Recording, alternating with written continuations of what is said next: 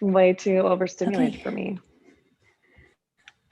we are going live and we're live. Awesome. Hi, everyone. Welcome to Grad Chat by PhD Balance, where we talk about topics of grad school beyond the academic research and that may be a little bit more difficult to talk about in our day-to-day lives. I'm your host, Linda Corcoran, and I'm currently a research master's student at University College Cork in Ireland. If you like what you see here, make sure to check out the PhD Balance YouTube channel for more grad chats, and don't forget to subscribe for notifications about when we go live. Our topic today is parenting and pregnancy in grad school, and I'm really excited to welcome our guest, Alexandra. Thank you so much for being here.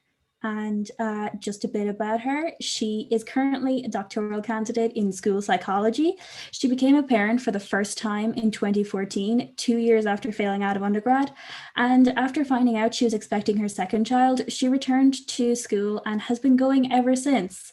She is a super busy person because on top of being a parent of two, she's a research assistant and graduate assistant to the undergrad program director in her department. And she also serves as the president of her school psychology graduate student organization, the vice president of advocacy and sustainability for the University Graduate School Council, and she's the advocacy chair for her daughter's parent teacher association. Wow, that is a lot. Hi, Alexandra. Thank you so Thanks much for having for being me. here. I'm so excited to be here. When you read it out loud, it's like, oh no, what am I doing? That is a lot. I guess before we start, we want to just give a little content warning to everyone. We are going to be discussing a lot of things around parenting and pregnancy, including pregnancy loss in this episode today. So viewer discretion is advised if that is a sensitive topic for you. So to start, Alexandra, do you want to tell us a bit about yourself and your journey? Yeah, I mean, you gave pretty much a lot of the big overview. I'm a mom of two, they're 4 and 6, so they're super busy. I came across school psychology, as I feel like a lot of us do, by pure accident. I had a graduate teaching assistant that said, you should consider this. And I did. And now I'm here. I love putting out the idea and letting people know that I did get out of college almost, I guess we're over 10 years ago now. I took the time off. I started my family, went back to undergrad. I got waitlisted for my master's degree and then finished that up in a year and came into my doctoral program. I love talking about that because I've yet to meet someone that's like, oh, I'm a failure too. So I like to just put that out into the world for anyone who is considering it and doesn't think that they belong here. Um, yeah.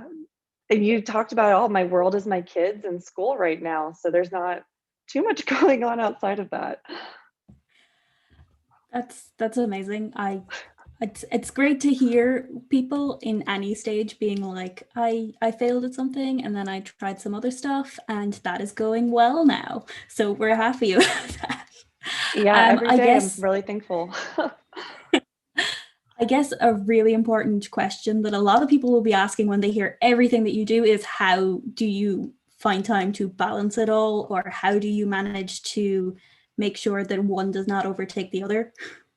Yeah, time. So like I was not able to take on this much so well for a very long time.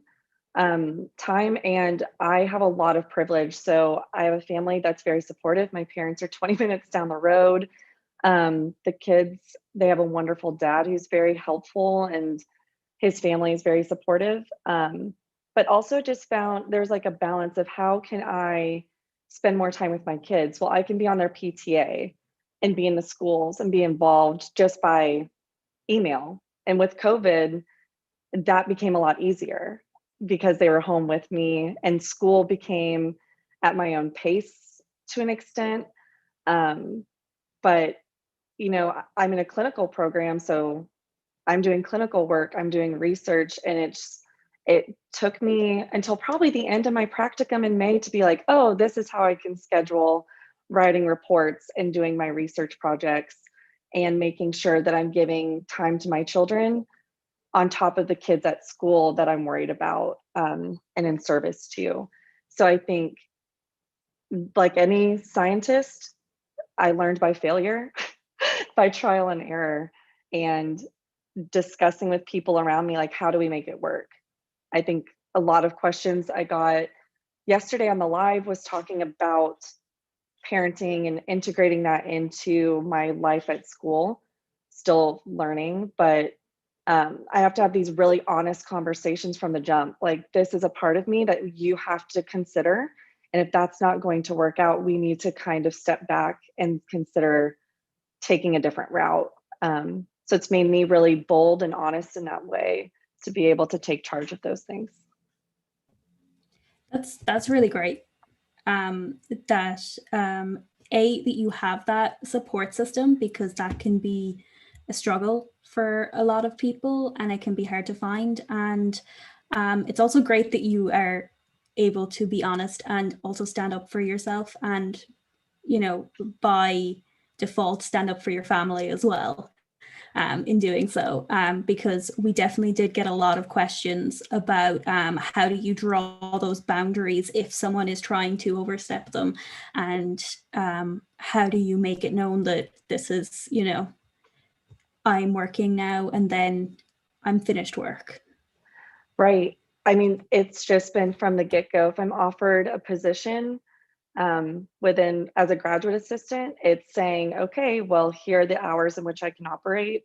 Here are the hours in which I can't do those extra weekend things unless my kids can come. And I again have privilege, and I want to acknowledge the fact I'm in school psychology, where I feel like that is more, it's a lot of women and a lot of families. And obviously you're with the school, so you have summers off. I will once I'm done with school, etc. And I'm also working on a research team that, again, surrounded by families. It's literally called the Family Project. So I hold I hold privilege, but I've also positioned myself really strategically to make this be a bidirectionally beneficial situation. My kids get to grow up in my lab and see me do these really hard and weird things that you don't normally get to see people do live. And I also get to grow as a professional simultaneously. So it's working. We trip a lot, but it works. That's great, and it's fantastic. Again, you have a very supportive environment, and that's Mm-hmm. fantastic. It probably made COVID a lot easier, which was obviously hard for a lot of people, but I'd Oh my imagine it was still gosh. difficult. I They were like, "Hey, we're shutting down the kids' school," and all of a sudden it was like, "Hey, mom, you have to make us lunch." And I'm like, y'all do lunch? I haven't done Monday through Friday. Someone else is making me lunch. I take lunch at 4. So it was that was interesting. That's a whole other grad chat, honestly. Yeah, I can imagine. There's there's a lot in that, and for everyone, COVID has flipped the script on so many things. But when you have add kids on top of that and homeschooling and all of that, that is a whole other story. But Yeah, we don't need to go there. We can't talk about homeschooling. I'm not ready yet. That's fair. I guess to reel it back a bit, starting you said, I guess in your intro post and everything like that you were pregnant during your undergrad, and then you went into grad school already being a parent. So that must have been an adjustment in itself, because moving from undergrad to graduate school is an adjustment for everyone. It Without anything. Yeah, it really, and it was research. So my master's program was research heavy. And all of a sudden you go from casually reading a few chapters a week to reading at least 18 to 20 hours a week, whether that's articles, writing, etc. And all of a sudden I didn't have that extra, oh, I can just cut out early and go see my kids and pick them up early, because those became my study hours. So it was a huge adjustment for them. And it took a while for me to find how can I be with them and get done when I need to get done. And I think a lot of parents struggle with this. You have to just say, I'm not the Pinterest blogger, Instagram perfect mom that we just see and we're bombarded with as parents so often. I have to be the mom sometimes that, like, I'm reading and either you're reading or you're on your iPad, but we're together. I can pause. I can, be involved with you while I'm still trying to get done when I'm getting done. So it just had to look different. That's great, because we did get questions about dealing with the guilt of even people that aren't parents yet, and they can already imagine that it's gonna be a situation. But Yeah. definitely, I think for parents, and with this Instagram perfect family sort of thing, it brings a whole other pressure that I don't think it's another imposter syndrome. It's a different type. It's a whole new type, and the guilt doesn't go away. It morphs, it changes. But ultimately, I've decided, okay, this degree is going to get me to a place where I'm at least loving what I do for the 40 hours a week. I have to leave my kids anyways to provide for them. So if we're going to be out of the house and away from them, and they have to be in school 40 hours anyways, I rather be doing something I'm passionate about and like having them see me. I grew up with a dad. He's been in his job for 35 years. He loves what he does. And seeing him love what he did, I'm like, it makes sense that you're okay to go do that while I'm at school or whatever, or you have to leave on weekends sometimes. Like, that makes sense to me. And so I think that's what this degree is going to do. It's going to give me something that I'm passionate about if I have to be away from my kids anyways. That's fantastic, and it's great that I know you said it comes with time, but that you have It does. such, I guess, cohesiveness in your thoughts around it, and And that took together. time. That took time.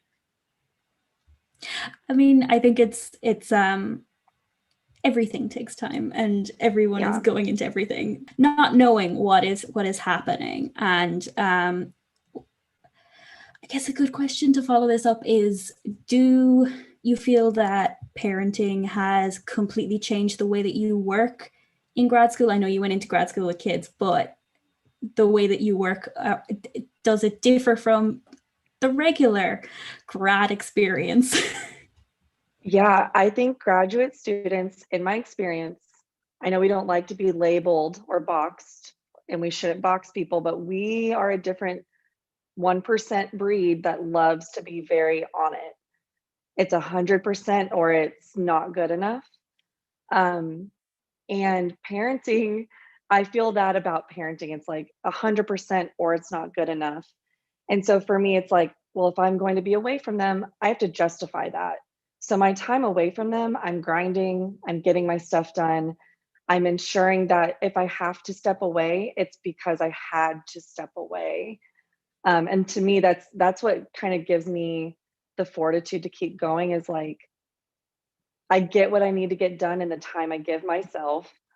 And I never try to step over that line of like, if I have to take away from my kids, it has to be a good reason. So I feel like as a grad student, again, it really gave me those boundaries that do not naturally come to us with those power differences and with our supervisors. Because I could not make an 8 p.m. meeting. I'm reading a bedtime story. You know, I'll do a 9 p.m. if you want to stretch it, but 8 p.m. that's my bedtime with them. So it really, to me, changed and allowed me to put those boundaries in place, because that mama bear comes out. It's like, don't step on the kids. You can step on me. That's fine, but don't step on my kids' time. And I think it's made me a better graduate student, because I've got to get done what I get done. It's not going to get done later. that's that's great, because boundaries can definitely be a big problem for a lot of people. And unfortunately, it's not our boundary problem. It's the academic institution's boundary problem, right? It's the supervisors. And I think that's where maybe some of that guilt on our end comes. But my kids literally make it to where it's like, you can't push this boundary. And unfortunately, other students don't have things like Title IX, but I, in some ways, do have like Title IX I can always fall back on if, and it's never been that extreme, but if necessary, there are federal regulations that say like, you can't step on me for being a mom. Yeah, and do you mentioned that your department is great around everything and you have loads of support, but I guess is there any specific systems that are in place to support parents in grad school, or are there ones that you would like there to be? So many. Oh my goodness. Um, I get chills thinking about it, specifically because in Texas, we just passed the most restrictive abortion bill that you can hear of, with the heartbeat bill. Whew, I'm going to try not to cry about it, but thinking about like just how little protection we have in my state, and then you think about at the university level, so you're here and then you come down, there's no paid maternity leave. There's no guarantee. I've heard stories, even at my women's serving institution in North Texas, of graduate students answering emails to their undergrads while they're giving birth, like they're in the hospital, but they don't have protections. And Title IX only covers you until your 6-week well appointment after you give birth. So as soon as your child is 6 weeks, you're no longer, like, your pregnancy is not protected by Title IX. And my graduate assistantships are not protected. I almost failed a class in undergrad because my kids had teething fevers. And for parents out there, they're like 100.1, but the kids are fine. But that means they can't go to school. And that means I can't go to school. And that's an absence. And too many absences, that's a fail. And there's no policy at my institution. And I'm just going to be assumptive by the fact, if I'm a women's serving institution, I'm at a women's serving institution, we don't have those protections. There's no telling that there's obviously probably not protections for students elsewhere. To my knowledge, I haven't found, beyond like random Facebook groups, that there's support or advocacy for legislative or university-wide change support and advocacy for those sorts of supports.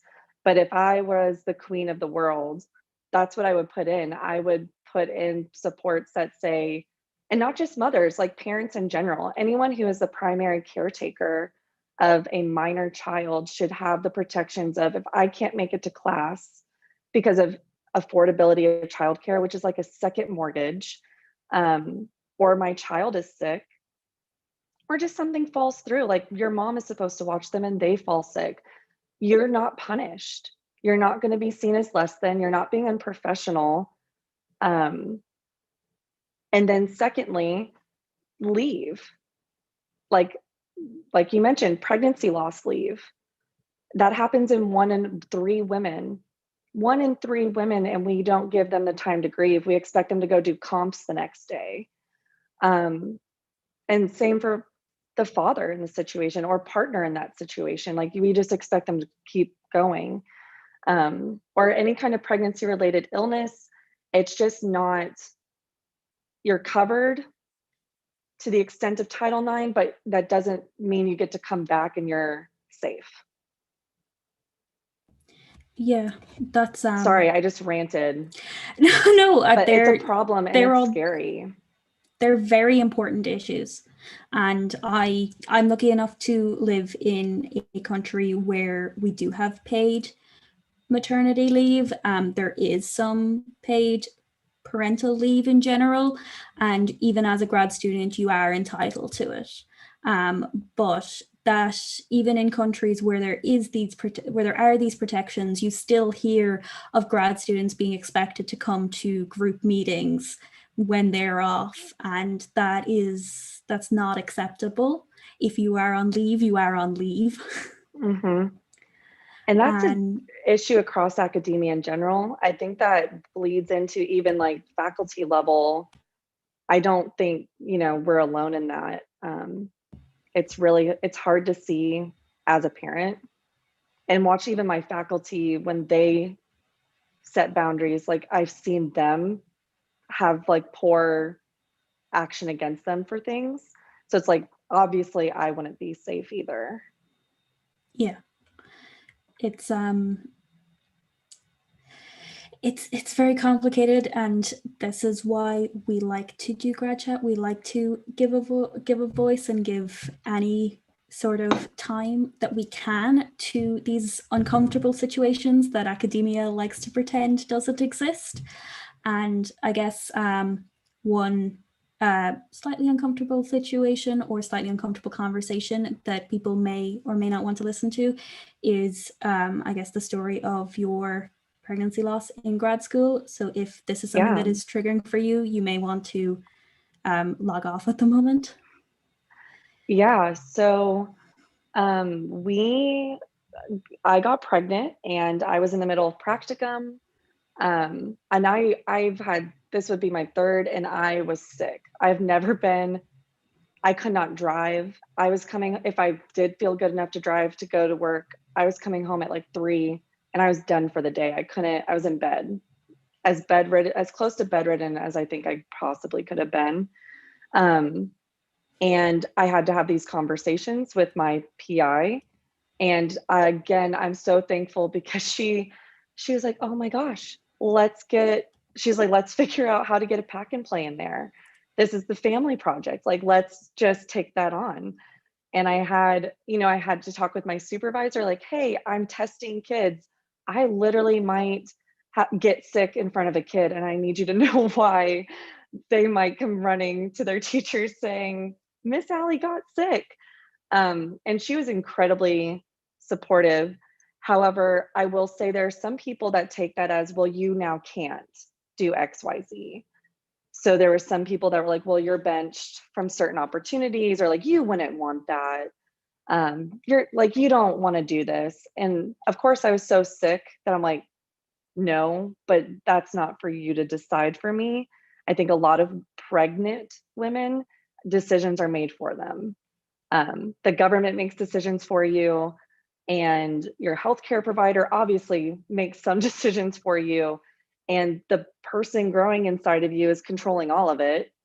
And you just kind of feel not yourself to begin with. And when I lost my child, I didn't know how to cope with it. We started the spring semester and I was starting my clinical comprehensive exams. And it was like, okay, we're just going to put that on the shelf and I'm just going to, I guess, do this thing. And it took a friend of mine to say, like, have you thought of therapy? Because it's like, no, even and I had a very supportive professor who she was always checking in on me, et cetera. But at the end of the day, they still expected me to perform. I was still expected to show up, to have things completed, to remember to email people back. And it's like that, you don't talk about that. I wasn't showing, it wasn't like this thing where everyone's like, oh, it's how I feel like we talk about mental illness. We don't. And even though there's grieving in mental illness and there's grieving and loss of like this life you thought of, no one acknowledges it. And again, in graduate school, one in 3 women are experiencing this. So 1 in 3 of the women populace of graduate students are experiencing these things. And there's no time to grieve, because if you step away, you're seen as like, well, on to the next person who will step up, and you're at the bottom again. And then you have to work your way up to being someone who gets those opportunities. But again, I had really good conversations. I think for those of you who are thinking about getting pregnant, or you are pregnant and you're like, how do I talk to these people about this? The way I took it was I had a plan. I made a plan for my family. We have a 9-month timeline. This is how I see it going. I talked to my supervisor, and when I came to her, I was like, I already have contingency plans. This is either how I see leave happening, or this is who I already know within my program that can step into my role. I can start training them at your ready. I didn't have to do those things, thankfully. She was like, no, we are going to flex for you.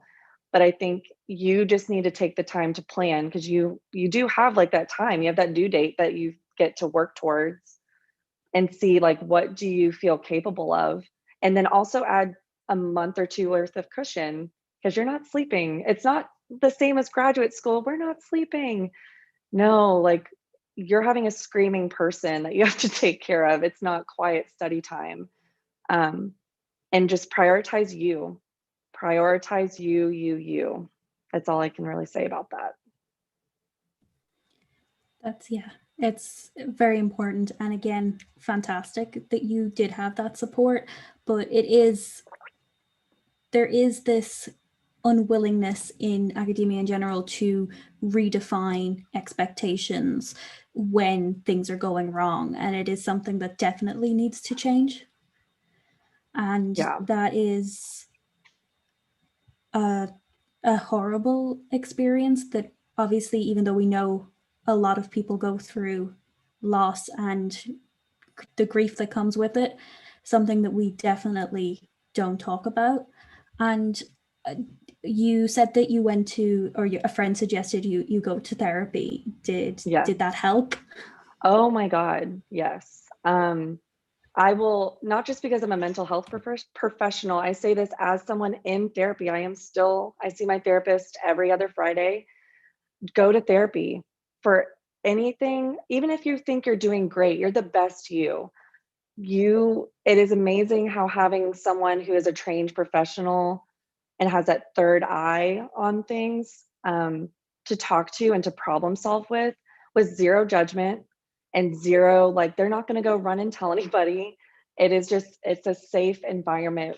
And most universities offer those opportunities for free. So I got 8 sessions through my university for free per semester. So it's not like you're done in spring. Like, no, you just have to wait till summer. If you're taking classes, you get more sessions.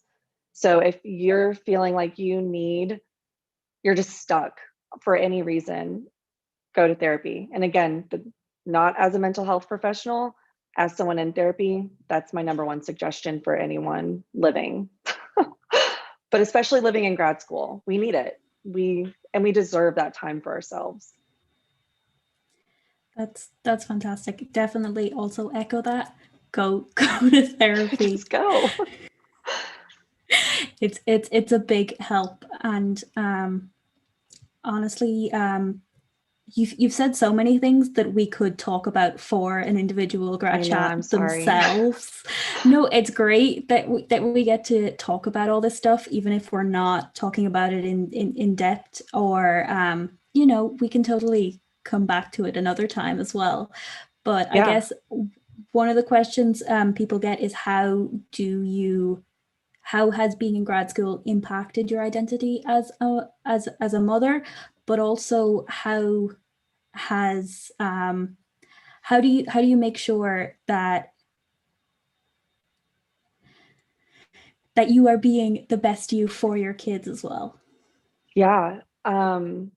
It so my I feel like it separated from me for a little bit when I entered graduate school. I There's a few people in my program who have kids, but they're older than me, like they're further along. So I didn't have like that active learning in the classroom with them to explore and to talk about it. So it almost felt like I would go to school and I was Allie, the school psych student, and then I would come home and I was Allie, the mom. And it was such a weird thing, because you make this person, they're literally everything to you. But school, I didn't know where to put them in. I go to school 30 minutes away from here, so it's like they're not going up there with me. Um, and I I kind of shut that off a little bit, and I think it was really painful for me. I'm imagining they felt it too, um, because I was like, well, I have to do this thing and I have to be this person, because this is what an academic looks like. This is what a school psych looked like. I had zero template for what a parent looked like to be all of these things. And I still don't. Like, I'm still trying to figure it out. And I think I started to develop that slowly but surely by saying, no, I'm bringing my kids to this function. no, my kids are going to be with me if we're doing this outside of classwork thing, like volunteer work, etc. And I think COVID really helped that mesh. My kids are on their way to earning their doctorate because they did a year and a half at Zoom University, learning about psychometrics and social emotional, assessment. I literally sat in this chair, and my 3-year-old was here, my 5-year-old was here. That's what they were at the time, and there was nothing my professors, not that they would do anything, but they couldn't do anything but let me be a mom in class. I know COVID was horrible for so many people, but for me, it was so like, I finally have congruency. I finally am whole. And I finally know how to fit them in. Like last night, we had a school psych meeting. We finally all got together at a park for the first time in a year and a half. And my kids were there.